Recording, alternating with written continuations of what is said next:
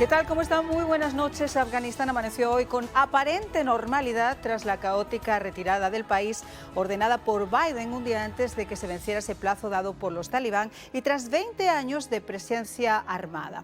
Advertidos de los problemas derivados de transmitir una realidad que fuera demasiado extrema y al menos de cara a la galería, estos bárbaros con turbante y Kalashnikov han pretendido dar una imagen más amable y más adecuada a los estándares del mundo moderno frente a las cámaras de los pocos periodistas internacionales. Eso sí, siempre bajo la atenta mirada de un grupo de talibán y en determinados lugares y momentos del día. Fuera de ese foco, lamentablemente las noticias que nos llegan de los casi 200.000 afganos que cooperaron con Estados Unidos y las fuerzas extranjeras y que esperaron durante semanas para subirse en uno de esos vuelos que los dejó varados son escalofriantes. Muchos de ellos siguen escondidos, de casa en casa, tratando de evadir una sentencia de muerte anunciada, al igual que muchos de los americanos que vivían en otras ciudades del país y que nunca lograron llegar a tiempo a Kabul por la desinformación y los peligrosos controles talibanes. Este grupo, de los que no hay cifras concretas, números concretos, y que rondaría desde los 300 o 400 hasta los 1000 que dicen otras fuentes, esperan también desesperadamente un rescate que Washington pretende ahora llevar a cabo por vía diplomática, con la embajada trasladada a Doha, en Kabul, y con los mismos diplomáticos enemigos que Estados Unidos combatió y que odian a nuestro país hasta la médula. Y miren ustedes, aquí no hay ya medias tintas, ni verdades a medias, ni mensajes a la nación. El resultado de esta caótica retirada de las tropas no solo es por haber dado órdenes equivocadas o dejar atrás el billonario equipo militar que ya hoy comenzaban a usar los talibán, o las unidades caninas que también apoyaron a nuestros soldados y que ahora van a ser sacrificadas cruelmente por quienes también los consideran enemigos. El verdadero drama aquí es que aún quedan centenares de americanos a quienes esta administración prometió no dejar atrás y que ahora corren el riesgo inminente de convertirse en rehenes de los talibanes o en víctimas de ese sanguinario brazo de ISIS, a quien en el pasado hemos visto cortar la cabeza o prender fuego ante una cámara a periodistas y civiles occidentales. Ya no se puede mentir diciendo que en el apresurado repliegue de las tropas no había muertos, a pesar de verlos caer de los aviones o víctimas de las balas de los talibán. Ahora ya hay 13 marines de los nuestros que han sido víctimas de esos errores de cálculo y de las decisiones erróneas que culminaron en el ataque suicida en el aeropuerto de Kabul. Y hay una responsabilidad extrema de que no se engrose la lista con ningún otro americano abandonado a su suerte. Esa es la información y así comenzamos el espejo.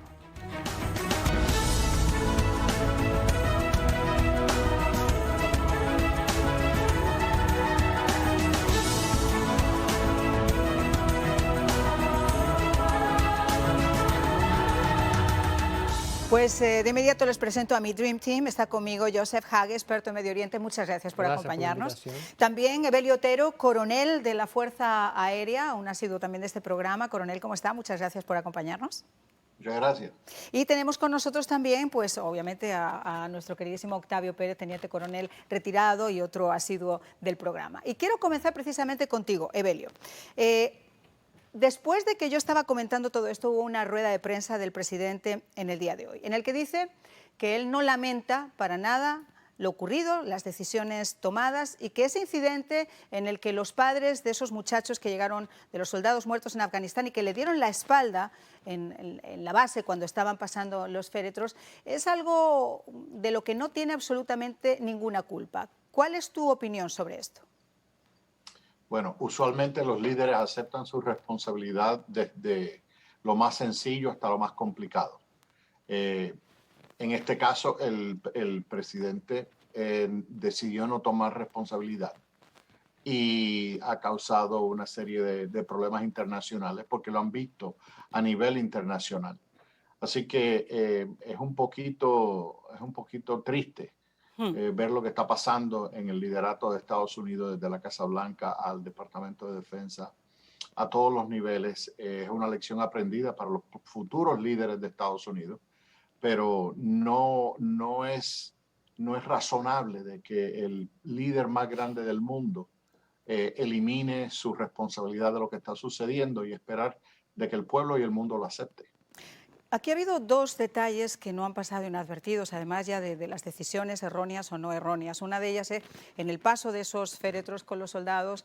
El presidente, lamentablemente, en ese momento, mirando el reloj, y eso ha salido, esa foto, simplemente esa foto ha salido en los titulares y en las portadas de los diarios más importantes del mundo. La otra fue querer hablar a los padres de los soldados, a las familias, con un podium preparado, un teleprompter y leyendo un discurso.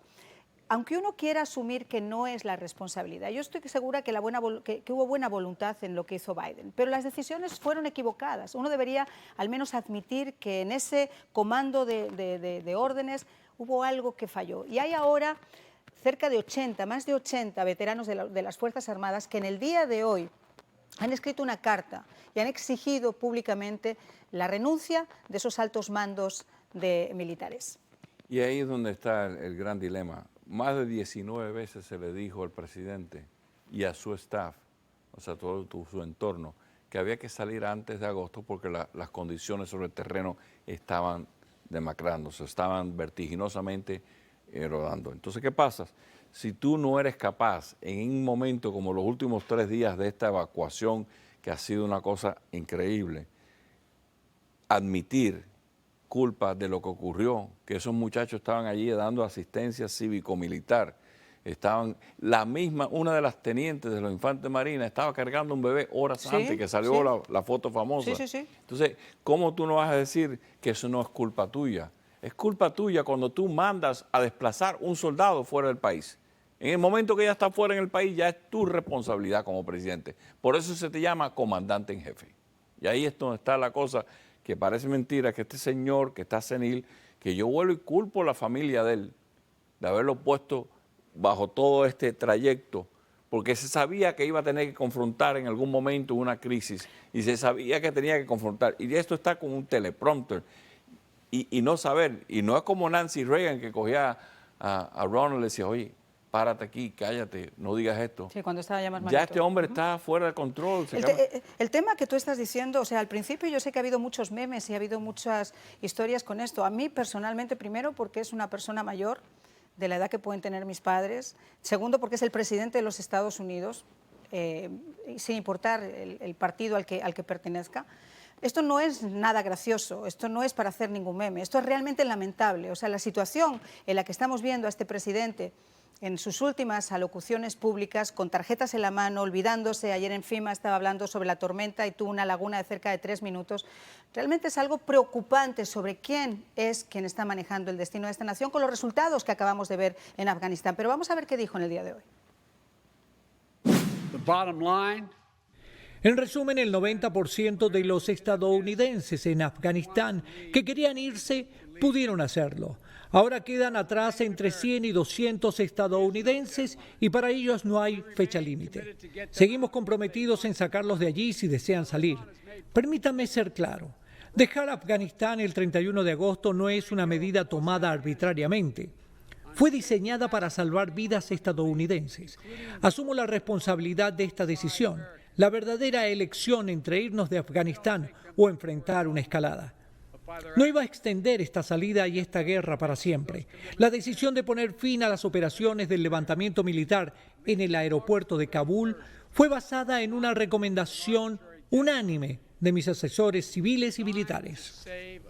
Y ese quizás es el problema, que los asesores civiles no escucharon a los asesores militares, que eran quienes realmente sabían lo que estaba pasando en ese momento. Porque después de escuchar esas palabras, y sin ser una gran estratega, lo primero que se pregunta a alguien es: ¿por qué ordenar la retirada de las tropas antes de la retirada de los civiles? ¿Por qué no utilizar ese plazo que tuvieron de 1 año desde que se firmó ese famoso memorándum o ese famoso acuerdo del que ya está hablando continuamente? Hubo meses y meses y meses para poder haber hecho las cosas de una forma concreta, de una forma bien hechas. Ahora, Joseph, yo te pregunto, el tema de los números, por ejemplo, que están dando. ¿Cuál es tu valoración sobre todo esto? Y sobre todo, ¿cuál puede ser el destino que a tu juicio y como experto también en Medio Oriente puede tener estos americanos que se han quedado varados? Mira, los números no cuadran. Si el 90% de la población de los que querían salir salieron, quiere decir que hay todavía 10, 12 mil personas, mínimo, ¿no? Entonces, y están hablando de 200. ¿Dónde están los otros 9 mil y fracción? Esta es una. Dos, de repente se les olvidó de los niños cristianos en el este de Afganistán que estaban en un viaje a Afganistán, que quedaron desamparados. Ahora, la otra cosa. Esta gente que trabajó con Estados Unidos directamente o indirectamente, o con el gobierno afgano, todos estos que se quedaron en Afganistán, ¿quién le asegura la vida más adelante a ellos y a sus familiares? Ayer vimos en las redes sociales, no sé si es cierto o es fresco, las fotos de un helicóptero con un tipo colgado, pero yo no me la pongo lejos de lo que pueden hacer los talibanes. Entonces, todo eso está pasando y Estados Unidos está mostrando una imagen tan débil que en una sola semana, la semana pasada, Vladimir Putin firmó 4 acuerdos militares, 3 con países árabes, recibió al rey de Jordania, firmó con Arabia Saudita y firmó con Egipto. Y arriba de todo eso le vendió un contrato a los iraníes. Y Estados Unidos está entretenido al presidente. Sí tengo la razón o no tengo la razón. Trump dijo que sí, yo dije que no. Señor presidente, si verdaderamente era tan malo este acuerdo que hizo Trump, ¿para qué lo tomó? Si usted es el presidente en este momento, claro. Es el presidente en funciones. Entonces es que nos deja ahí, después quiere sacar toda la responsabilidad de encima y the buck stop here, que yo soy el último responsable. Usted es el último responsable, pero no como usted lo ve. Ahora, Evelio, eso yo creo que, a ver, cuando hay opiniones muy divergentes, tú puedes decir yo tengo la razón, yo no tengo la razón, pero cuando el quórum de la opinión general, no solo internacional, sino nacional, incluso de esas cadenas como CNN, como NBC, que siempre han acolitado al presidente, están en estos momentos frotándose como nosotros los ojos diciendo, perdón, pero esto no hay por dónde cogerlo. O sea, esto estuvo mal hecho y este es el resultado. Cuando se vieron ayer las imágenes, por ejemplo, y siendo ustedes militares, de estos bárbaros, como yo digo, con turbante y Kalashnikov, con nuestros uniformes, en nuestros helicópteros, con nuestros perros que han dejado los soldados, que yo decía, bueno, sí son animales y hay gente que no puede ponerse a pensar en esos animales, pero déjenme decirles algo, esos animales eran soldados también. Estos perros que están viendo aquí son soldados de los Estados Unidos a los que también han abandonado. ¿Y saben cuál va a ser su suerte? Yo se lo puedo decir, que es un experto en Oriente Medio también. Viniendo de una persona que es impura y que ha acariciado a una persona impura, los van a descuartizar, o sea, no me cabe ninguna duda. Ahora, Evelio, para un militar como tú, ¿qué significa todo esto? Es un desastre. Dos cosas. El presidente Eisenhower, antes de Normandía, él escribió 2 cartas. Una carta por si triunfábamos y una carta por si fracasábamos. En la carta donde fracasábamos, él se disculpaba con la nación y tomaba responsabilidad completa de cualquier cosa que haya sucedido en el día en la invasión de Normandía. Eso hace falta en estos momentos, ese tipo de liderazgo. Vamos a ver más allá entonces al Talibán. El Talibán tiene solamente lealtad al Talibán. En el 1996, cuando remueven al presidente Najibullah, lo castraron, lo colgaron de unos postes públicamente a vítores del pueblo. Esa es la gente con la que estamos hablando. Y mucho antes, no mucho antes, pero unas semanas antes de colgar al señor Najibullah, ellos estaban hablando de la igualdad de las mujeres, del derecho a los derechos humanos, a ser aceptados en la comunidad mundial, lo mismo que están diciendo ahora. Así que hay personas que no recuerdan esos periodos de tiempo y tienden a, eso es lo preocupante, tienden a darle una excusa al gobierno del Talibán. En referencia a los animales, yo conozco personalmente aquí en Tampa un gran amigo mío que perdió 2 piernas en Afganistán y era manejador de animales. Tenía un K9. El K9 murió en el ataque donde él perdió las 2 piernas. Él ahora está, en estos momentos, yo lo voy a llamar más adelante porque está en una depresión total. No solamente al ver a sus animales, sino viendo lo indefenso que él se siente hacer algo al respecto. Esto es una situación que francamente lo que ha hecho ha resultado en nuestros grandes aliados como la Gran Bretaña y Australia reírse de nosotros. Lo único que hay que hacer es prender el televisor y leer las noticias y viendo todo lo que dicen y todas las fallas de Estados Unidos y en algunos casos diciendo que este es el final del imperio de Estados Unidos y en otros casos diciendo de que van a reconsiderar aliarse Estados Unidos en cualquier cosa en el futuro. cuando decimos cualquier cosa, eso incluye también lo económico, lo comercial. Así que es un golpe, no solamente es un golpe militar, es un golpe diplomático. Quiero contarles una anécdota muy breve, se lo estaba contando en la pausa. En una ocasión, regresando de una cobertura en Washington, en el aeropuerto de Washington, había un soldado con un pastor alemán, con un K9, que había perdido una pata en combate. Obviamente todo el mundo nos pusimos a acariciar al perro. Una cosa impresionante, cuando ese perro pasó por inmigración, por donde estaban los controles, esa gente se paró y todo el mundo saludó a ese perro. O sea, eso te dice lo que significa para muchos soldados y para muchos de nosotros lo que es también una unidad canina. Esos perros son los que detectan bombas, que los ves en el TSA, en los aeropuertos, que cuando caminan de un lado a ellos, tienen el olfato entrenado para eso. Son los que buscan minas. O sea, esos perros dan su salvan vidas, de verdad. Dan la vida por sus dueños. ¿Cuántas veces hemos visto un soldado muerto y un perro en el féretro que no hay forma de apartarlo de él? Entonces, cuando estamos hablando de ellos, tienen un adiestramiento, un costo tremendo, independiente de que tenga esa valoración, pero son personas que crecen como familia. O sea, el handler, la persona que los cría, lleva años con esos perros. Y tener que despegarse de ellos es increíble, como dejar un hijo. Y es horroroso porque esos perros salvaron una gran cantidad de vidas. Yo te pregunto, Evelio, si son considerados soldados, y no quisiera desviarme del tema principal, pero me parece importante, si son considerados soldados, ¿por qué abandonarlos a su suerte cuando sabes que además los van a matar, los van a sacrificar de la forma más horrible, por un trámite burocrático? Por toda esta bobería que ha ocurrido, que no había control ninguno. Aquí no hay prioridad. Hubo un individuo en Irak que se llevó gatos y perros. Se llevó un avión lleno de... Pero no puede resolver todos los problemas del mundo. Pero una cosa es además que se lleve los perros y los gatos porque le gustan, y otra cosa es los soldados americanos, que son unidades caninas. Para mí eso tiene un peso súper fuerte y creo que tienen que tener un respeto y tiene que haber un amor por parte de todos nosotros de una forma muy especial. Mira, nosotros tenemos que verlo esto de esta manera. Si el talibán o el del ISIS o Al-Qaeda es un ser humano, si se puede llamar así, está dispuesto a sacrificar la vida por algo. Entonces, la vida de él, para él no vale nada, menos le va a valer la vida de los demás, que sean humanos o que sean caninos. Esta gente no vienen con su mentalidad, con esta indoctrinación que tienen, vienen de otro planeta. No podemos verlo del ángulo nuestro, hay que verlos de su ángulo para poder analizar la brutalidad con la cual ellos tratan a los humanos, a los otros humanos, a sus mismos y a los demás, porque son, increíblemente lavados el cerebro, que no hay sentido común y lógica para hablar con ellos. Por eso cuando el portavoz del Departamento de Estado dice no vamos a dejar a nadie, vamos a usar toda la diplomacia y todo el diálogo para... Señores, estás hablando con talibán y quieres usar diplomacia y quieres usar diálogo.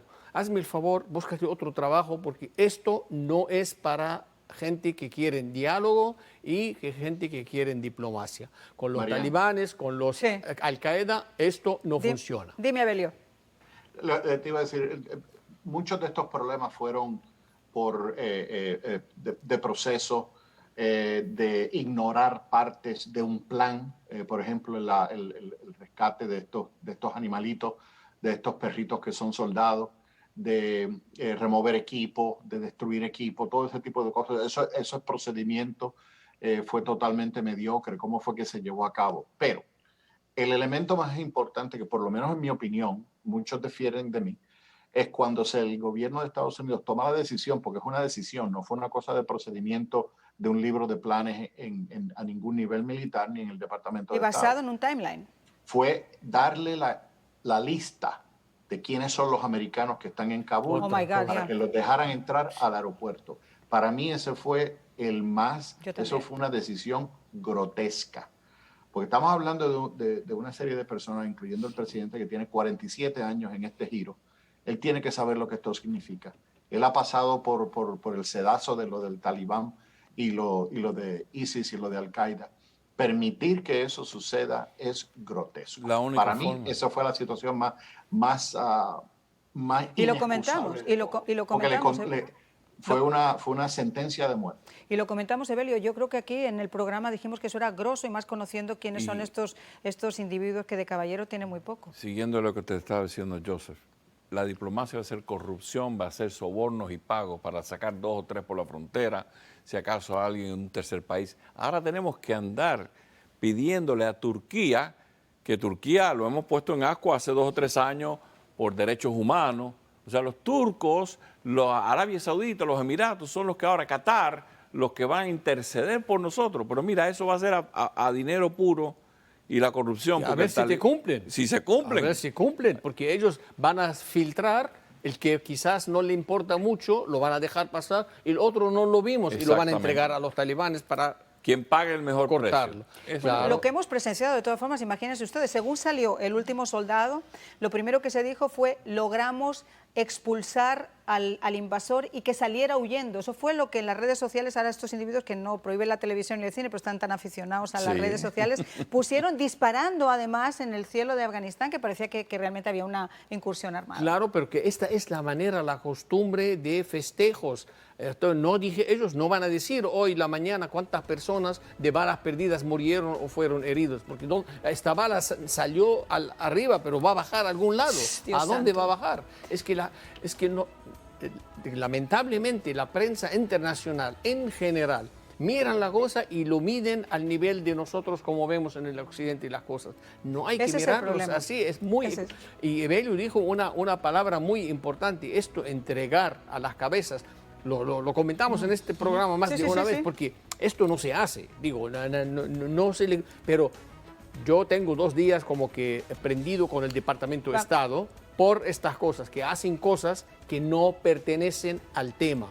Ellos no tienen que planificar nada. Siempre a donde meten la nariz el Departamento de Estado, algo mal pasa. Que sea Irak con Paul Bremer, que sea Benghazi con ¿cómo se llama? El embajador, con Hillary. O que sea estas son las grandes, además las pequeñitas que hay a través.